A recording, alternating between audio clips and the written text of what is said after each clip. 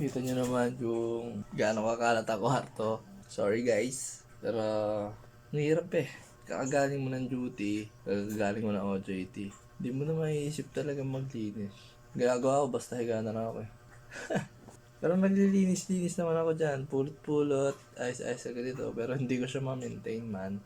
Hindi ko alam kung bakit man. Heto, may kwento yan kung bakit pink. Kasi ready na natin kung anong dadalhin natin dun. Umaya ikwento ko sa inyo kung bakit pink yung payong. Kawawa na to, tayo. Wala nang laman pero may konting ipon pa naman ako sa Gcash. So mag-withdraw muna tayo bago tayo mamili. Mga 1 kyaw. Kaso na yun, Ferds.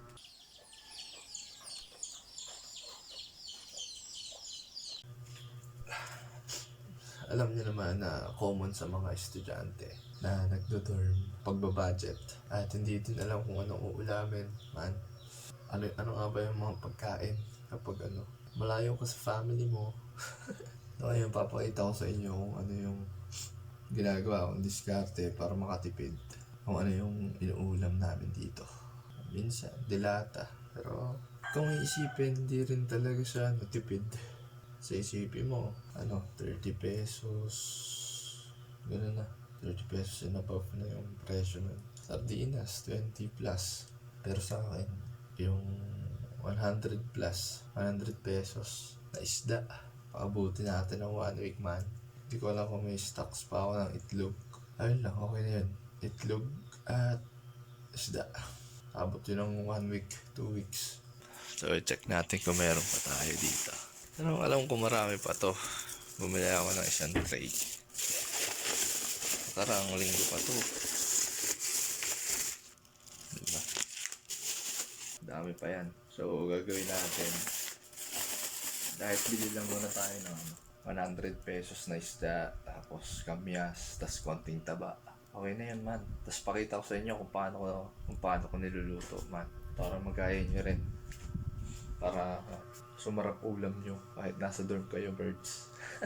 Pala, nung pumunta kami dun sa namin, di ba nag-OJT kami? May malapit dun na mall. So, nakakita ako dun ng pwedeng side dish para hindi ako maumay sa itlog, hindi ako maumay sa isda. Ito yung birds.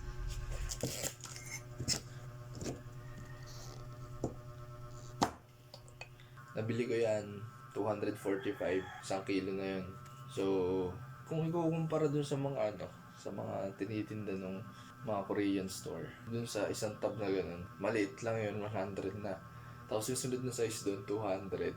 O konti pa rin. So yun, nakita ko, 245, 1 kilo siya. Tapos dun sa lagay na yun, talagang siksik na siksik. Sabi ko, gagi, sulit na sulit to, birds.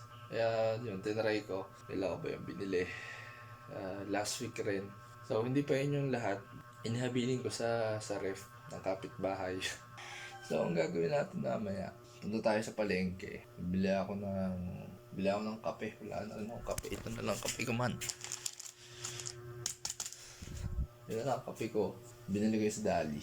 So bibili na rin akong kape. Papangat tayo. Dito, pangat. Sa Cavite. Sa Batangas. Yung isda. Sinaing na isda. Ito ang gagawin ko. Punta tayo sa palengke. Tingnan natin kung makakapagsalita ako. Pag hindi ako nakapagsalita pa, puro montage. Let's go!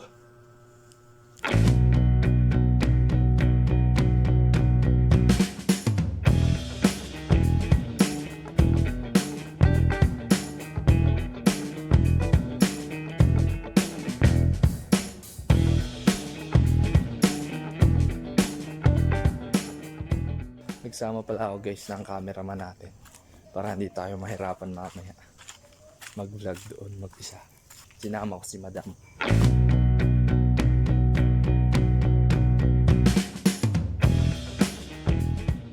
So ngayon, inagahan ko talaga yung pagising. Mga 6 ng umaga. Para ko konti pa yung tao, konti pa yung dumadaan. Makakapag-vlog ako. So makikita nyo, wala pa masyado dumadaan. Kaya syempre, malakas pa ang loob natin pag ganitong mga oras. Kasi kapag madami ng tao, hindi tayo makakapagsalita. Papangit yung vlog natin, birds. So kapag ando sa palengke, hindi maiiwasan, maraming tao dun, birds. So, baka humanap na lang uli ako ng spot na kukunti yung tao or wala talagang tao para syempre tuloy-tuloy kwentuhan natin and masabi ko talaga sa inyo kung ano yung dapat yung sabihin. So ngayon guys, kasama ko na yung cameraman ko. Na-hire ko siya sa halagang 20 pesos para hindi tayo mahirapan mamaya mag-vlog. Saka na madam? Yan si madam ho yan. Sabihin, tago na lang natin sa pangalang Normita. Hindi pa ako nahihiya kasi wala pa dumadaan tao.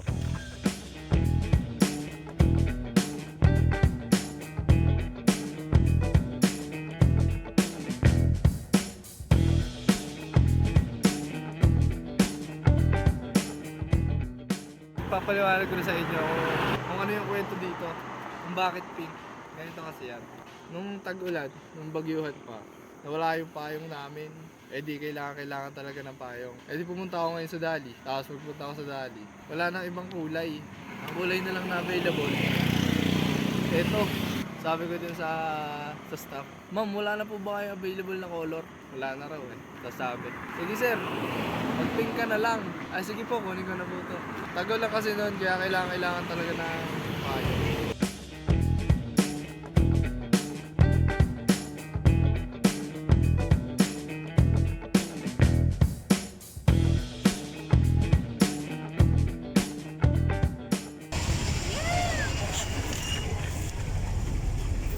Ilapakan tayo.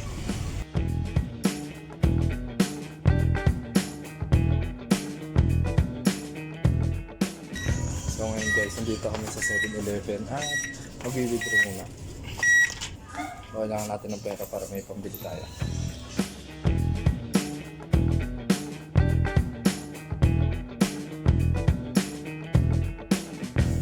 Ang puto nila mga ma, may cheese at salted egg.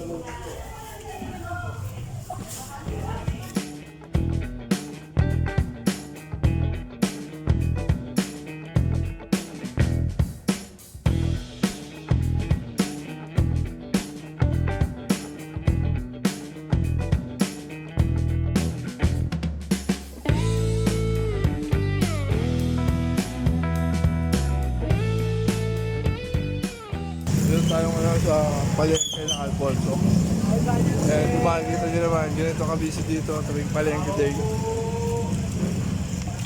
Tingnan natin kung kakunti lang mga kapatid sa atin dito.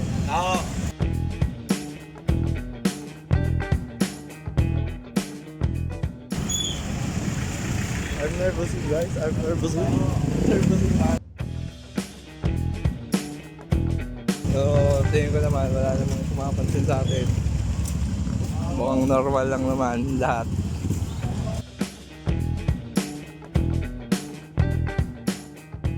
So ngayon, papakita ko sa inyo kung ano yung bibili kong isda. Yung bibili tayo ng kamyas and taba. Let's go.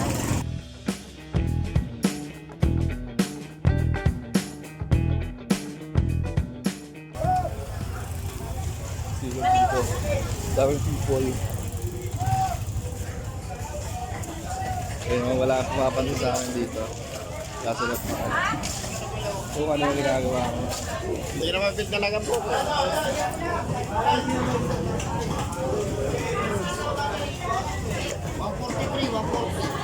So, ang hanapin natin ay isda. Yellowfin.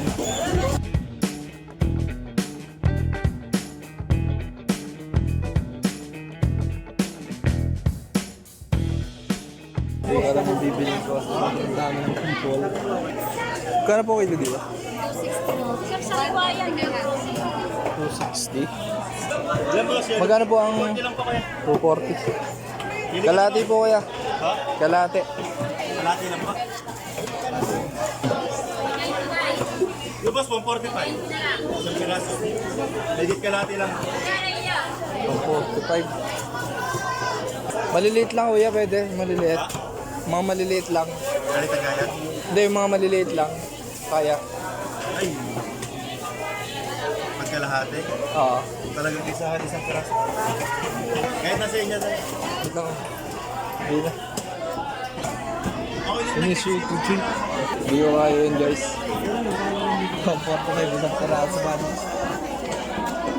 Aray ko.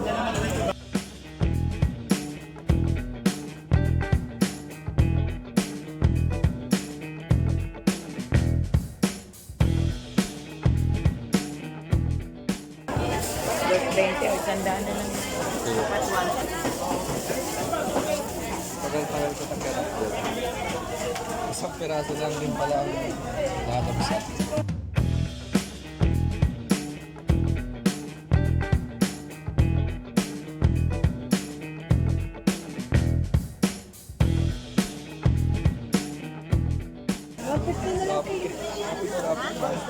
Ang hirap mga man. Hindi tayo makahanap ng mura. Hirap. Isang piraso lang nabili ko.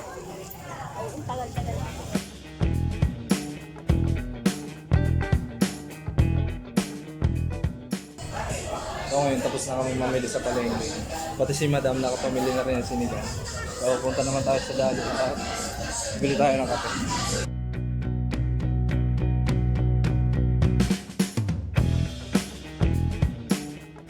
Init guys, malisira yung beautiful skin ko. Buti na lang dito si Pink. Si Pink Umbrella. Aray ka!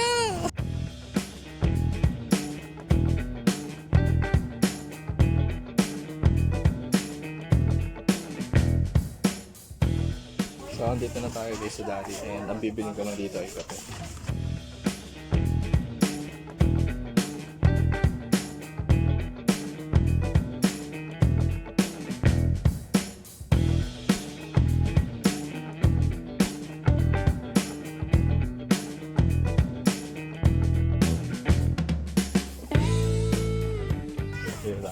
Bili tayo ng kape man. Ito na yung kape na sinasabi natin. Ano lang yan, 9.50. Ano muna ako bibili na hindi mahalaga. Kasi titipid niya tayo birds. Inaalala pala akong bilhin mga birds. Yung ano, panlagay natin sa panghiso natin. Wait lang ha. Wala. Wala, hindi ko makita. Sana lang bilhin natin. Ang baby.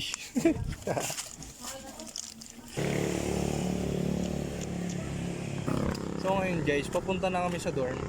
At lulutuin na natin yung pangat. Papakita ko sa inyo kung paano lulutuin yon. And si madam ay magluluto ng sinigang para sa tanghalian natin mamaya. Hindi nakatingin sa atin guys. And diretso na tayo sa pag-vlog. Lakad matatag tayo first. Kumari confident na tayo. And sabi ko sa inyo, kahit nakatingin sila, tuloy pa rin tayo.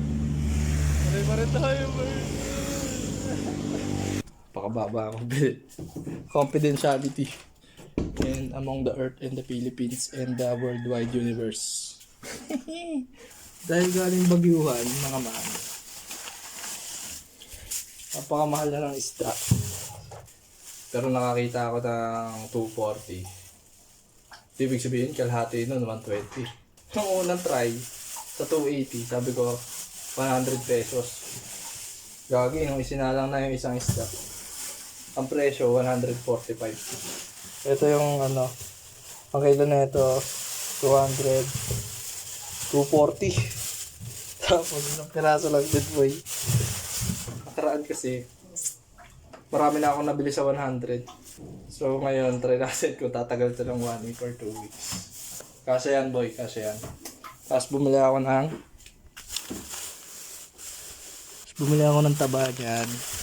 Ito, taba, 20 pesos. And sasama natin yan dyan. Basta may 20 pesos rin na kamyas. So ito, 100 pesos, 20. Tapos 20 rin na kamyas. So bale 140 yung gastos natin ngayon. May mga ibang binili rin kami para may pambaon sa OJT. Yun, para pandagdag baon din. Kasi maarte yung kasama ko. Maarte si madam. Ayaw niya na paulit-ulit yung ulam. Ayun, minsan magkasabay kami kumain. So, napipilitan akong gumastos ng extra. Ayun. Pero okay lang naman kasi asarap pa rin ang kain ko. Tinatansya. So, kahit papaano, may pamimilian pa rin tayo na ulam. So, tipid-tipid na lang din sa paglalagay ng ng ulam para tumagal din kahit baboy yung ulam natin.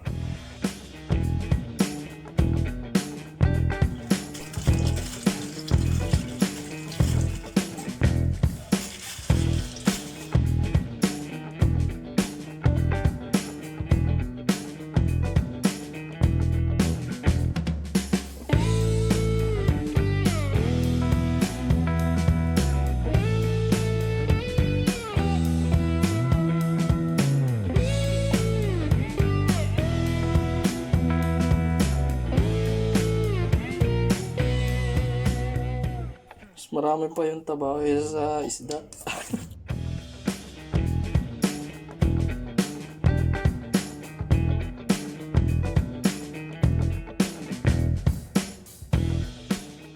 At kung gusto nyo na mas matagal pa yung pangat nyo para tumagal, ang sekreto nyan ay maalat. Dagdagan natin ng konting asin. Konting asin man. Tubig man. So yun, habang hinihintay natin yung pangat, kwentuhan muna tayo. Sabi ko sa inyo, para makatipid, kaya magpapangat tayo, pero ang napili kong isda ay tambakol, yung yellowfin. Eh pag ganun, mahal talaga. Kung gusto nyo na mas tipid, merong isda na tinatawag dun ay tamban. So yun ata yung isda na nabili ko. And nung panahon yun, malakas ang ulan, so yung presyo ng mga isda ay nagmumura. Kaya 100 pesos lang, ang dami ko nang mabili dun. Iba rin yung quality ng tamban na yun, hindi katulad ng yellowfin. Kaya naisip ko para sa video na to, try ko naman yung yellowfin kasi masarap yun. And nakalimutan ko pala ilagay ito, mga man. Lalagay muna natin dito. Abot pa yan. Kaya pala parang may kulang, wala pala tayong kamyas. Kalamyas yan sa amin mga man, sa Batangas. Dito sa Cavite, kamyas. Ay na sinorkat eh. Sobrang tipid, di naman masarap no. Dapat masarap din mga man. At sa kabilang banda, yan doon si Madam. At magluluto siya ng tanghalian namin, sinigang na baboy. So yun, naghati kami dun sa baboy. Eh, yun nga, sabi ko sa inyo, pag magbababoy kayo, ayoko talagang magbaboy kasi napakamahal naman talaga ng karne. And kung tipid lang talaga, ganito, pangat and itlog. So kung magbababoy ako, talagang konti-konti lang, dapat tatagal. Siyempre, yellowfin ang arte. Mamahalin talagang isda. So pwede, GG, yung galunggong, at yung tamban niya, sabi ko sa'yo, parang ganun din yung itsura nun, pero ewan ko, iba yung texture niya eh. Kaya sabi ko ngayon, gusto ko i-try yung tambakol naman, yung yellowfin. Para maganda naman sa vlog. So, luto na yung natin, yung tanghalian. So, kakain muna kami. And sana na-enjoy nyo yung video na to. Ito nga pala yung pangat natin. Yan, ganyan yung itsura niya. Para sa ngayon, meron kaming option na sinigang. Siyempre, anong pipiliin mo? First, sinigang o pangat? Sa sinangag ka na. Siniganggang man. Siniganggang. Ayun, magsisinigang muna tayo ngayon. And para sa mga susunod na araw ay pangat tayo and eggnog. So yan, kung nagustuhan niyo ang video na to, like, comment kung ano yung napansin nyo, kung ano yung opinion nyo sa video na to. Subscribe! Book!